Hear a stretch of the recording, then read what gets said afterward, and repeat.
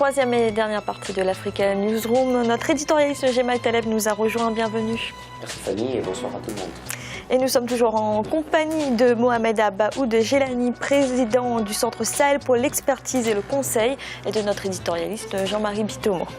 Et tout de suite, dans l'actualité économique, selon les dernières prévisions du groupe de la Banque mondiale sur l'Afrique, la croissance de l'Afrique en 2015 sera inférieure à la moyenne de 4,4% réalisée dans la région au cours des 20 dernières années. Un repli de la croissance dû à la baisse du prix des matières premières. Christelle Dayabaya. La baisse des prix des matières premières peut freiner la croissance de l'Afrique en 2015.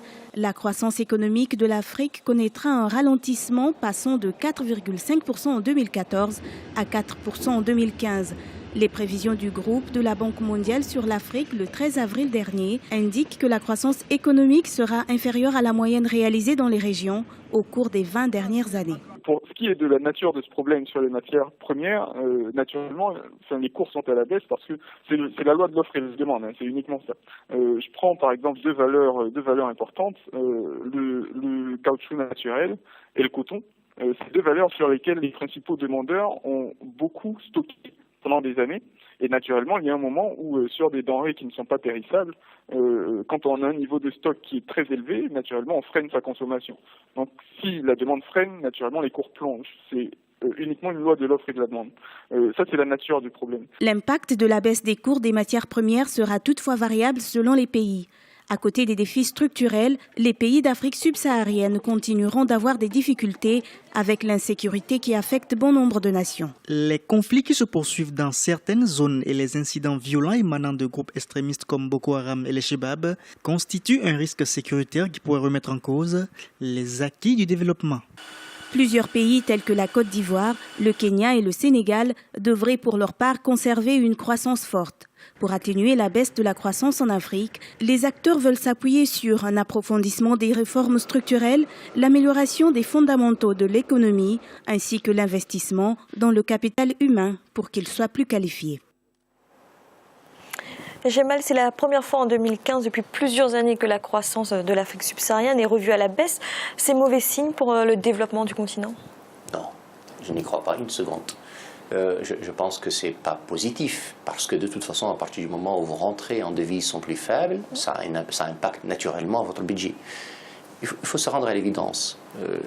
Nombreux de pays africains connaissent une croissance importante, soutenue entre 4 et 6%. Elle va sans doute un tout petit peu faiblir cette fois-ci, mais d'un demi-point. C'est-à-dire que vu la faiblesse et la chute des cours de façon générale, ce n'est pas une baisse significative. Ça a une deuxième signification. La deuxième signification, c'est que désormais, la croissance africaine n'est pas soutenue seulement par les matières premières. Moi, je fais partie de ceux qui n'aiment pas les matières premières. Et je considère qu'un pays qui est un pays entier n'est pas un pays viable.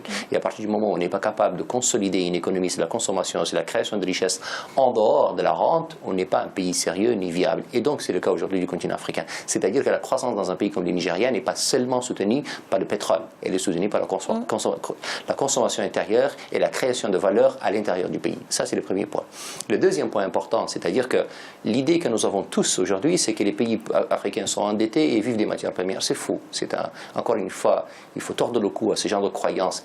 Certes, il y a encore de matières premières, on est toujours en train de les vendre, et évidemment, quand vous les vendez moins, vous avez moins de budget. Mais ça n'est pas vrai, c'est-à-dire que les économies africaines sont aujourd'hui des économies à peu près comme les autres qui s'industrialisent, qui créent de la valeur et qui créent de la valeur de qualité. Chose maintenant la plus importante pour revenir aux matières premières elles-mêmes. Sur ce plateau, je fais partie de ceux qui pensent, que les investissements de façon générale sur les matières premières n'ont pas chuté. Deuxièmement, les cours n'ont pas chuté. Troisièmement, la confiance générale du marché n'est pas encore entamée. Certes, il y a des problèmes liés à des choses qu'on connaissons tous. C'est-à-dire que la faiblesse de la demande chinoise a un impact réel. D'ailleurs, l'amortissement de la demande indienne est réel. C'est conjoncturel, c'est pas agréable, ça fait des déficits évidemment dans les budgets des États qui est réel.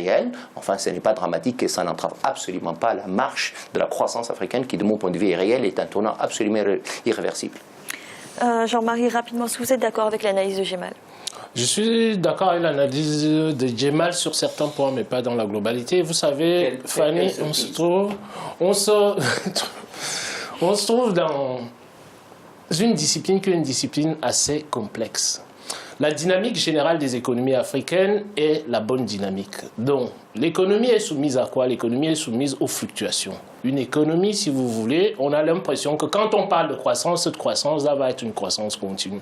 On n'a qu'à regarder le développement des économies dans le monde entier depuis pratiquement le 19e siècle. Une économie, si vous voulez, fait de fluctuations. Donc, ce qui arrive aujourd'hui aux économies africaines, c'est sur ce point-là, je suis d'accord avec Jemal, c'est pas alarmant en tant que tel, c'est un problème conjoncturel qui est lié à un excès de demande un excès d'offres sur le marché de la plupart des matières premières que l'Afrique subsaharienne produit, que ce soit le fer, que ce soit, le pétrole et tout ce qui s'ensuit. Donc, de mon point de vue, il n'y a pas à s'alarmer là-dessus. Ce sont tout simplement des fluctuations conjoncturelles économiques qui sont tout à fait normales dans un cycle économique.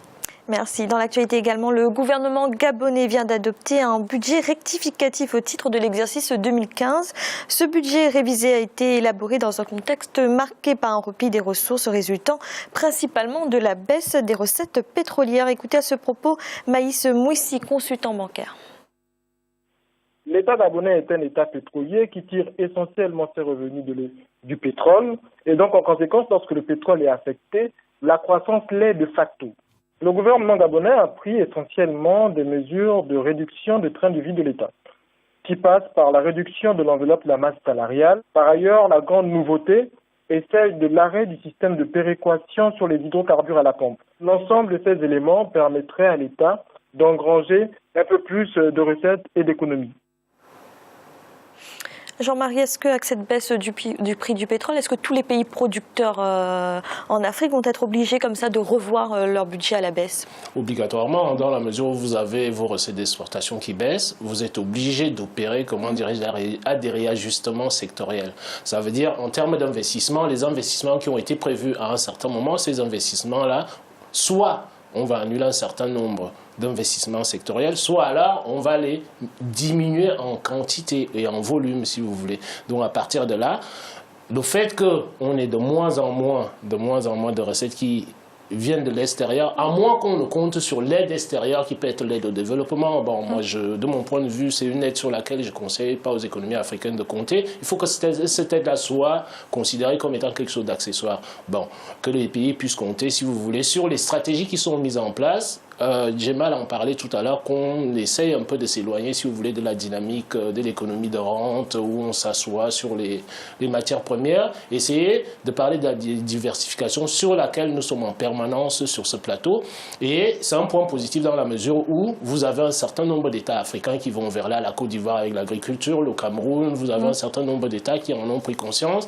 La même chose avec le Nigeria dont Jemal parlait tout à l'heure. Le Nigeria a mis en place une stratégie agricole, si vous voulez, qui devra aboutir vers les années 2020 à augmenter la création et la plus-value de l'économie nigériane. Jemal, est-ce que cette baisse du prix du pétrole va obliger ces pays producteurs à diversifier plus rapidement leur économie? J'espère qu'ils l'ont fait depuis très longtemps et qu'ils n'ont pas attendu celle-là. Rappelez-vous, dans les années 80, vous ne vous rappelez pas, vous êtes très jeune, mais dans les années 80, il était à 20 $. C'est-à-dire que la diversification, pour autant, n'a pas eu lieu. Il est bien entendu que c'est une chose qui est absolument inévitable. Mais enfin, il n'y a pas de quoi s'alarmer. Les pays africains vont renouer avec un principe malheureusement assez universel aujourd'hui, c'est ce qu'on appelle les déficits. C'est-à-dire que pour combler le déficit de leur budget, il va falloir s'endetter un peu. J'écoutais hier Lionel Zinsou qui dit toujours des choses intelligentes. Il dit les Africains en définitive sont les seuls à appliquer les critères de Maastricht. C'est de 30-33%, c'est-à-dire 3% de déficit, 33% d'endettement. Ce qui est aujourd'hui la situation de la dette africaine. C'est-à-dire que nous sommes loin de la situation qu'on connaissait auparavant. C'est un continent qui est très peu endetté et dont les déficits budgétaires sont très faibles. Malheureusement, les économies, hélas, dans certains pays sont encore des économies de rente. Il faudrait que ça change. Un pays comme le Gabon n'a aucune raison d'être un pays de rente parce que le sous-sol gabonais est plein de beaucoup de choses. Et puis le Gabon est surtout riche de ces hommes voyants et intelligents. Donc ils sont capables de développer une économie complémentaire du pétrole et capable de faire d'autres choses. Enfin, pour le moment, et avant que cela ne soit fait, ils vont renouer avec la dette, et puis voilà. D'ailleurs, la dette africaine est une dette souveraine, c'est-à-dire qu'elle est très peu soumise à la force du marché et à la faiblesse des États, donc par rapport à celui-ci. Voilà. Jean-Marie, est-ce que dans l'immédiat, cela va compromettre le plan Gabon émergent? Je ne pense pas que ça peut compromettre le plan Gabon émergent, c'est-à-dire à court terme. Parce que le Gabon vient d'avoir encore, comment dirais-je, un projet qui est de recevoir la CAN. La CAN, si vous voulez, quand vous avez un événement comme celui-là, il booste les investissements dans le pays. Et parce que vous avez des opérateurs extérieurs qui arrivent pour pouvoir, sachant très bien que la rentabilité des événements comme ceux-là, comme cela aujourd'hui, elle est avérée. Donc vous avez des investisseurs étrangers qui viendront donner un coup de main à l'État gabonais pour pouvoir relancer son économie. Alors merci Jean-Marie, c'est une très bonne transition la CAN pour la suite. Notre chiffre du jour à présent, le patron de la Fédération internationale de football, Sepp Blatter, vient d'annoncer que l'Afrique pourrait de nouveau accueillir la Coupe du Monde en 2026. Il invite les pays qui souhaitent organiser le plus grand événement du football à présenter leur candidature. 3 pays, selon lui, ont les arguments pour postuler. Il s'agit du Maroc, de l'Égypte et du Ghana.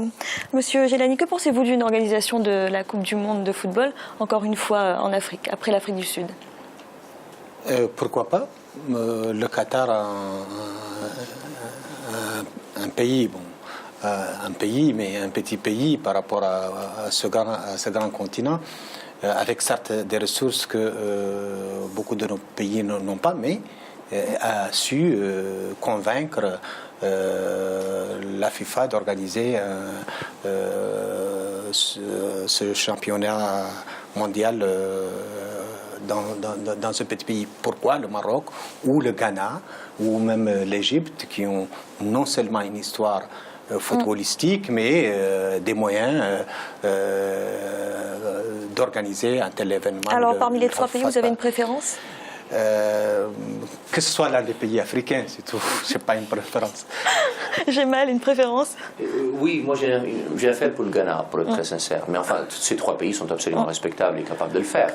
Cela dit, il n'y a pas que cela. L'Éthiopie est capable de le faire, le Kenya est capable de le faire, le Nigeria est capable de le faire, le Congo est capable de le faire. C'est-à-dire qu'il n'y a que dans l'imaginaire de beaucoup d'autres pays qui sont encore restés. Oui, mais évidemment, c'est l'imaginaire de ces pays-là qui sont restés dans l'idée que le continent africain est celui des années 80, ils ne sont pas capables. Figurez-vous qu'il y en a qui vous disent encore « Ah, la dette, elle tue les pays africains ». Il n'y a plus de dette, c'est le continent le moins endetté. C'est-à-dire que nous ne sommes plus dans cette situation-là, il faut qu'on se serve de ça. C'est quand même étonnant qu'il pose même la question qu'en 2026, l'Afrique est encore capable. Mais elle est capable aujourd'hui, comme elle est capable demain, et sans problème. Alors Jean-Marie, entre le Maroc, l'Égypte et le Ghana, qui selon vous a le plus de chances d'organiser cette Coupe du Monde? D'après ce que j'ai cru comprendre dans le processus, les 3 pays africains sont sélectionnés. Mais à moins que mon information ne soit pas avérée, j'ai cru que la Coupe du Monde devait se dérouler dans 3 pays différents en Afrique en même temps. Bon, donc si ce n'est pas ça l'information, pour en revenir à votre question, il est tout à fait logique, comme Djemal vient de le dire, l'Afrique du Sud a organisé la Coupe du Monde. Les pays africains, c'est-à-dire fournissent... Justement, ce n'était pas une des plus mauvaises. Donc les pays africains ont, c'est-à-dire pratiquement... La plupart des championnats européens aujourd'hui, puisque c'est le championnat européen qui est le championnat qui a le plus en vue, ou là où vous avez le plus de visibilité, vous avez énormément d'Africains qui jouent là-dedans. Donc, il est temps, de temps en temps, que quand on fait cette tournante-là entre l'Europe, l'Amérique latine et l'Afrique, que l'Afrique ne soit pas de côté, comme Djemal vient de le dire. C'est tout à fait clair. La passion et l'amour du football est africain. La passion et l'amour du football en Afrique, je pense que c'est largement supérieur aux autres continents. Donc, le fait qu'on puisse de se dire qu'en 2026, qu'un pays africain puisse organiser la Coupe du Monde, c'est tout à fait logique. Et comme j'ai dit tout à l'heure, la dynamique n'est plus celle d'avant. Vous avez des investisseurs qui viendront, le pays qui sera choisi trouvera des investisseurs pour pouvoir, comment dirais-je, assurer le bon déroulement de l'événement, quel que soit le pays africain, que soit le... Bon, tous les 3 pays sont largement des pays footballistiques, donc bon, j'ai pas de choix particulier dessus. Mon choix, c'est tout simplement que ça se déroule en Afrique, tout simplement. Merci, messieurs. C'est à présent la fin de cette émission. Demain, retrouvez le 4e volet de cette semaine consacré à la lutte contre le terrorisme. Monsieur Jelani, merci d'avoir été avec nous. Merci. Djemal, merci également. Merci Fanny, pardon auprès de nos spectateurs de venir en retard et un plaisir. Et Jean-Marie, merci. Bonsoir Fanny, bonsoir à tout le monde. Et merci à vous de nous avoir suivis. À bientôt dans l'Africa Newsroom.